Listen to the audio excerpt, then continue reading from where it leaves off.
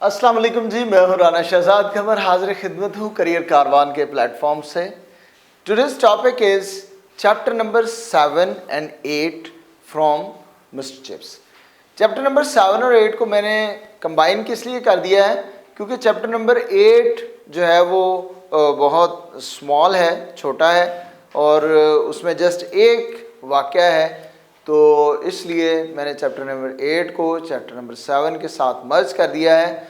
तो chapter number 7 सबसे पहले हम अभी स्टार्ट करते हैं। उसमें कौन कौन सी चीज़ें हैं, सबसे पहले तो ये आपसे मैं डिस्कस करता चलूँ।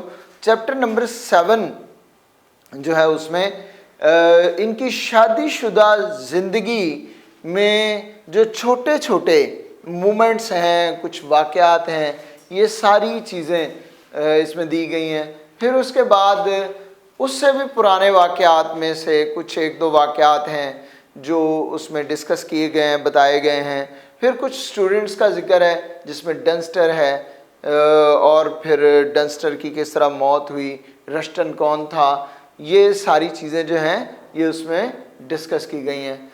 तो असल में ये क्या है, मिला जुला एक सीक्वेंस इसमें कोई नहीं है इस चैप्टर में, ठीक है जी। तो उसकी यादें हैं, मेमोरीज़ हैं। जिस तरह से मिस्टर चिप्स जो हैं वो याद करते हैं कि कैथरीन ब्रिजेस, इस चैप्टर के आगाज़ में ही शुरू में, कि Catherine Bridges was involved in his school affairs, ठीक है, यानी स्टूडेंट अफेयर्स जो थे उनमें कैथरीन ब्रिजेस इसको एडवाइस करती थी, ठीक है। और वो किस तरह एडवाइस करती थी, वो शी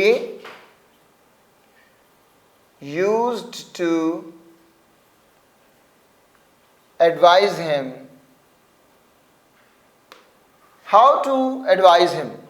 वो उसको एडवाइस करती थी कि बच्चे को सज़ा देनी चाहिए किसी मौके पर या नहीं देनी चाहिए। कई दफ़ा कुछ बच्चे ऐसे होते हैं कि जो छोटा सा कोई ऑफेंस करके, तो वो बच्चा मिस्टर चिप्स के पास खड़ा होता और मिस्टर चिप्स उसको सज़ा देने लगता, तो कैथरीन ब्रिजेस उसको रोक देती। मिस्टर चिप्स को कहती कि नहीं, ऐसे नहीं करें, इस बच्चे का ट्रैक रिकॉर्ड चेक करें, अगर ये पहले ऐसे नहीं करता रहा so you shouldn't be so harsh, ठीक है। बट अगर बच्चा जो है वो मिस्टर चिप्स बच्चे किसी को छोड़ने के लिए तैयार है, कह रहे हैं कि इसको सज़ा ना मैं दूं, लेकिन कैथरीन ब्रिजेस देखती कि इस बच्चे का ट्रैक रिकॉर्ड अच्छा नहीं है, he has been doing the same things, so वो कहती कि इसको सज़ा मिलनी चाहिए, ठीक है, क्योंकि ये बच्चा जो है ये दूसरों को भी ख़राब करेगा।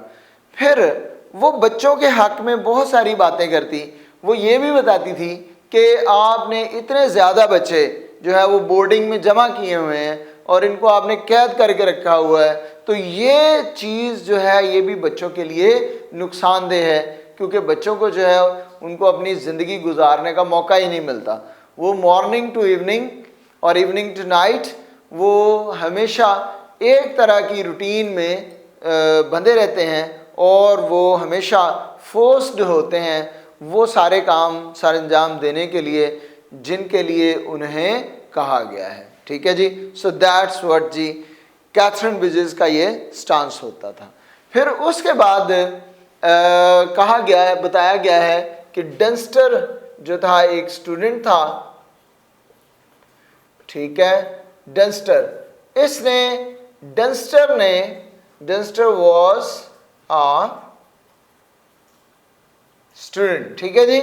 इसने ऑर्गन लॉफ्ट में चूहा रख दिया था जहां पे ऑग्लिव, ठीक है, ऑग्लिव नामी एक टीचर, एक मौसीकी के टीचर थे, ठीक है जी, ऑग्लिव आ टीचर, ये मौसीकी के टीचर थे। तो ये एक वाकया था और मिस्टर चिप्स इन छोटे छोटे वाकयात को याद करते और याद करके वो इनकी जो खूबसूरती थी, इनमें जो उस वक्त मज़ा पैदा हुआ था, ये सारी चीज़ें वो याद करते और याद करके मिस्टर चिप्स जो हैं वो खुश होते। अच्छा, वो कहते हैं कि डंस्टर ने जो था वो चूहा रखा, तो ये वाकया उस वक्त बहुत मशहूर हुआ था, लेकिन बाद में वो भूल गए लोग।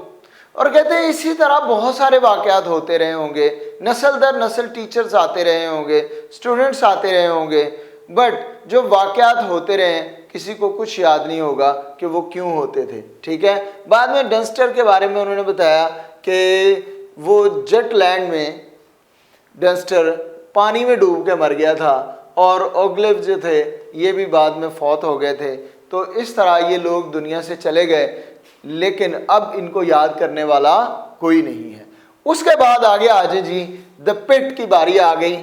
ये भी द पिट क्या है, इसमें 5th क्लास का एक रूम है ये, और मिस्टर चिप्स कहते हैं कि बहुत अरसे से, जब से इन्होंने ज्वाइन किया तब से वो बंद पड़ा हुआ था, और मिस्टर चिप्स हैरान थे कि इसके बारे में क्या कहानी थी, किसी को नहीं पता।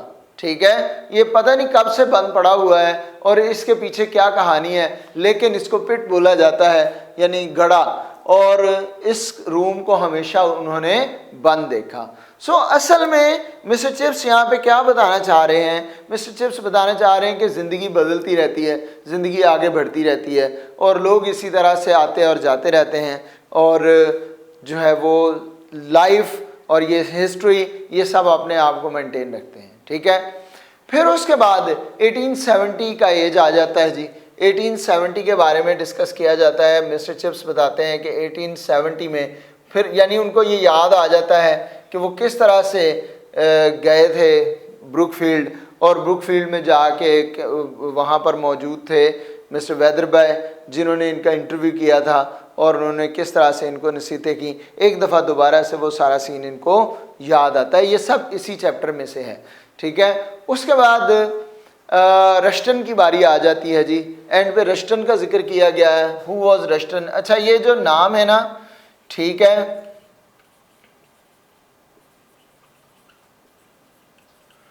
ये मैं इसलिए आप लोगों को इन पे लाजमी डिस्कशन करता हूँ कि जो ये इसमें मिस्टर चिप्स में इन छोटे छोटे नामों पे लाजमी क्वेश्चन आ जाता है। यानी हर दफ़ा किसी एक माइनर कैरेक्टर के बारे में पूछ लिया जाता है। जैसे वो पूछ लेता है कि रस्टन कौन था जी, हु वॉज रस्टन। ठीक है, ये पूछा जाएगा कि why 5th class was called Pit, वो इसलिए क्योंकि किसी को पता ही नहीं था क्यों कहा जाता था। फिर उसके बाद पूछ लिया जाता है हु वॉज डंस्टर, ये पूछ लिया जाता है हु वॉज ओगलेव। ठीक है, so these questions are certain questions, यानी one of these all questions लाजमी आपसे पूछा जाएगा। सो इसलिए be prepared for the minor characters. ठीक है जी, be prepared for the minor characters. तो ये सारी यादें हैं जी चैप्टर नंबर 7 की, जिसमें उन्होंने ये सब बताया हुआ है कि मिस्टर चिप्स इन चीज़ों को याद करते हैं। अब last but not the least 7 chapter में से वो ये है कि why he did not write a book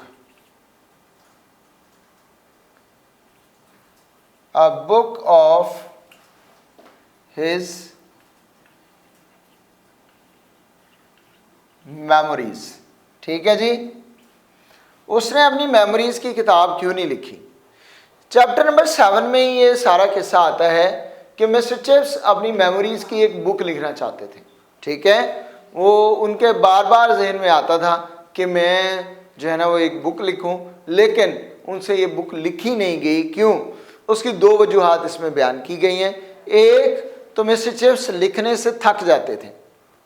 ठीक है, वो जब भी लिखना शुरू करते तो कुछ थोड़ा सा लिखते तो वो थक जाते थे, he was tired of writing। और दूसरा ये कि मिस्टर चिप्स कहते थे कि अगर मैं इन सारी यादों को मैं लिख दूं, मैं एक बुक में पेश कर दूं, तो ये अपना वो मज़ा, फन, वो सारा वो एक खूबसूरती खो देंगी। समझे? यानी वो कहना ये चाह रहे हैं कि मैं जब बयान करता हूँ इन चीज़ों को, when I tell these all stories to the people, at that time what happens, they enjoy the style of telling the story। यानी मिस्टर चिप्स का जो स्टाइल था उसको भी वो इंजॉय करते थे। ठीक है जी, तो ये चीज़ बड़ी इंपॉर्टेंट थी जिसकी वजह से मिस्टर चिप्स ने इसको लिखा नहीं था। ठीक है, अब मैं चैप्टर नंबर 8 पे आ जाता हूँ जी। चैप्टर नंबर 8 में क्या डिस्कस किया गया है, क्या बताया गया है, इसमें दो वाक़यात हैं। एक वाक़या ये है कि मिस्टर चिप्स की बीवी, ये 1898 की स्प्रिंग है, 1898 की स्प्रिंग है, और मिस्टर चिप्स की वाइफ कैथरीन बिजेस मैटरनिटी हॉस्पिटल में एडमिट है और उसके यहाँ एक बच्चे की पैदाइश होती है, और उस बच्चे की पैदाइश के दौरान कैथरीन बिजेस फौत हो जाती है उस बच्चे के समेत। ठीक है, सो मिस्टर चिप्स की औलाद भी और उसकी बिलव्ड वाइफ भी दोनों फौत हो जाते हैं। मिस्टर चिप्स उस दिन बहुत ज़्यादा डिस्टर्ब होता है और उसी डिस्टर्बेंस में मिस्टर चिप्स इनकी ब्रुकफील्ड की गलियों में घूमता रहता है, और मिस्टर चिप्स ये नहीं चाहता कि उसको लोग आके जो है वो ताज़ियत करें, उससे कॉन्डोलेंसेस उसको पेश करें। तो इतने में एक बच्चा है जिसका नाम है फॉल्कनर। फॉल्कनर आ जाता है। फॉल्कनर आके मिस्टर चिप्स से इजाज़त तलब करता है कि मैं आज जो है वो स्टेशन पर अपने पेरेंट्स से मिलने के लिए चला जाऊं, कुछ मेहमान आ रहे हैं मेरे। तो मिस्टर चिप्स बार बार उसको भेजने, मतलब अपने से दूर भेजना चाहते हैं। जब बच्चा कुछ क्वेश्चंस करता है मिस्टर चिप्स से इजाज़त के हवाले से, परमिशन के हवाले से, क्योंकि मिस्टर चिप्स वार्डन भी होते हैं स्कूल के, तो मिस्टर चिप्स जो हैं वो थोड़ा सख्ती से उससे बात करते हैं कि जाओ यहाँ से, चले जाओ। ठीक है, तो ये एक वाक़या है। और चैप्टर नंबर 8 में यकीनन उनकी जो खूबसूरत ज़िंदगी थी, जो उनकी मैट्रिमोनियल लाइफ थी, उसका एंड है, और ये मिस्टर चिप्स के लिए एक बहुत ही अफसरदगी का बायस था। उसकी ज़िंदगी जो थी वो जो जिस खूबसूरती से आगे बढ़ रही थी वो वहीं पर रुक जाती है।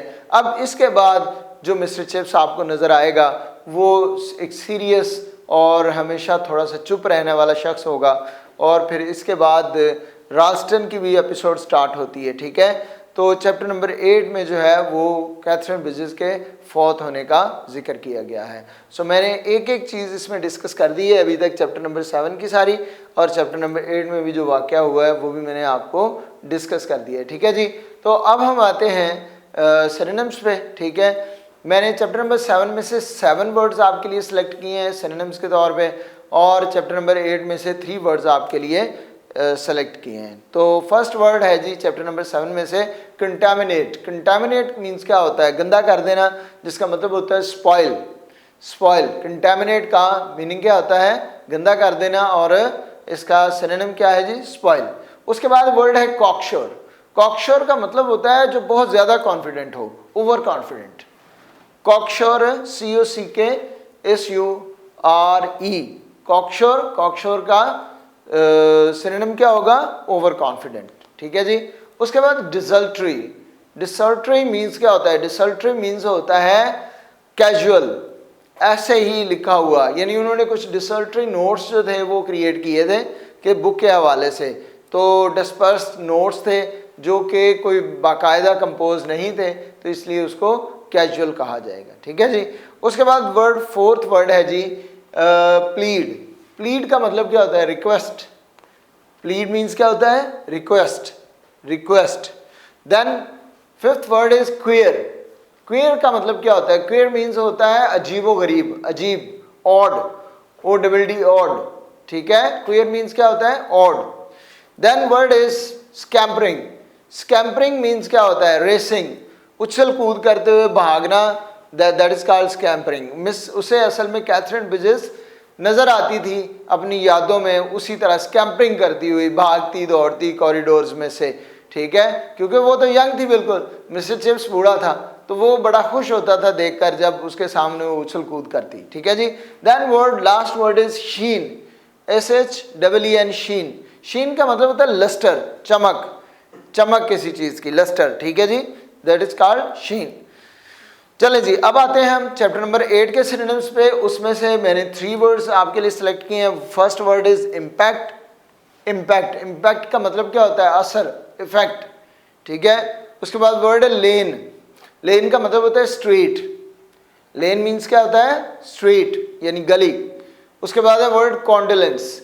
कॉन्डोलेंस मीन्स क्या होता है? कॉन्डोलेंस का मतलब होता है गम में, किसी के गम में शरीक होना, ताज़ियत करना। ठीक है, showing sympathy in sorrow, showing sympathy in sorrow। ठीक है जी। फॉल्कनर को थोड़ा सा ज़हन में रखिएगा, चैप्टर नंबर 8 में कि हु वाज फॉल्कनर, ये क्वेश्चन आ सकता है, ठीक है, लाजमी इसको इम्पोर्टेंट समझें। क्वेश्चन आंसर्स की तरफ आते हैं तो चैप्टर नंबर 7 के 5 क्वेश्चंस हैं, ठीक है जी, 5 क्वेश्चंस हैं जो आपके लिए सिलेक्ट किए गए हैं। फर्स्ट है जी, what memories of Katherine Bridges, what memories of Katherine Bridges haunted Chips, यानी कौन सी मेमोरीज थी कैथरीन ब्रिजेस की जो मिस्टर चिप्स को बार बार आती थी, ठीक है। तो वो यकीनन कैथरीन ब्रिजेस का वहाँ पर घूमना, मिस्टर चिप्स के साथ बातें करना, मिस्टर चिप्स को एडवाइस करना, ठीक है, स्टूडेंट्स अफेयर्स में मिस्टर चिप्स की हेल्प करना, ये सारा कुछ उसको याद आता है, ठीक है जी। उसके बाद है जी, how much interest did Katherine take in school affairs, how much interest did Katherine take in school affairs, school के अफेयर्स में, यानी जैसे स्कूल का कोई कॉन्सर्ट होता तो कैथरीन उसमें हिस्सा लेती, कोई मैच होता तो कैथरीन उसमें हिस्सा लेती, तो इस तरह करके स्कूल के जितने अफेयर्स थे उन सब में कैथरीन का एक हिस्सा होता था, ठीक है जी। उसके बाद नेक्स्ट क्वेश्चन है, हु वाज डस्टर, ये मैं आपको ऑलरेडी बता चुका हूँ कि इस तरह के क्वेश्चंस आएंगे माइनर कैरेक्टर्स पे, तो who was Duster. Then mister Chips की किताब जो उसने लिख नहीं पाया था उस पर एक क्वेश्चन आ जाता है कि did he write any book, ठीक है, of his memories, did he write any book, या did mister Chips write any book on his of his memories, ठीक है जी। लास्ट क्वेश्चन है जी, who was Ruston, 5th question है इसका चैप्टर नंबर 7 का, हु वाज रस्टन। रस्टन एक लड़का था जो बाद में फौत हो गया था, उसका आलूओं की बोरी का कोई किस्सा था जो मिस्टर चिप्स जिसका जिक्र करते हैं, और इस तरह, ठीक है जी, क्लियर है। उसके बाद हमारे पास 4 क्वेश्चंस हैं चैप्टर नंबर 8 के, ठीक है। When did Catherine and her new born baby die, when did Catherine 1898 की स्प्रिंग थी जब वो फौत हुए थे बच्चे की पैदाइश के मौका पर, ठीक है जी। So when did Catherine and her new born baby die. Then second question है जी, हु वाज फॉल्कनर, फॉल्कनर वो लड़का था जिसने मिस्टर चिप्स से परमिशन मांगी थी उस दिन जिस दिन उसकी बीवी फौत हुई थी, ठीक है, तो who was Faulkner. But April foolery Chips did face after the death of his wife, उसकी बीवी के फौत होने के बाद कौन सी अप्रैल फूलरी, वो कुछ खतूत थे जो बगैर कुछ लिखे हुए पेजेस वाले खतूत मिस्टर चिप्स को मिले बहुत सारे, जिस दिन वो उसकी बीवी फौत हो चुकी हुई थी 1 अप्रैल को, और ये उसकी बीवी ने ही यानी कैथरीन ने ही उसके साथ एक अप्रैल फूल किया था जिसका उसे पता नहीं था कि उससे पहले, उसको मिलने से पहले वो फौत हो चुकी हुई थी, ठीक है। तो काफ़ी सारे खतूत आए जिनमें कुछ नहीं लिखा हुआ था, बस खाली पेजेस थे, मिस्टर चिप्स खोलते थे और वो उसको पढ़ते रहे, ये उसने एक अप्रैल फूल उसके साथ मनाया था, ठीक है जी। So what was the effect of Katherine's death on mister Chips, what was the effect of Katherine's death on mister Chips, mister Chips पर कैथरीन की मौत का क्या असर हुआ, ये 4th क्वेश्चन था जी। उम्मीद है आपको समझ आई होगी। Keep watching and stay tuned with us. अल्लाह हाफिज़, टेक केयर। राना शहजाद को इजाज़त दीजिए। करियर कारवान का आपको सलाम।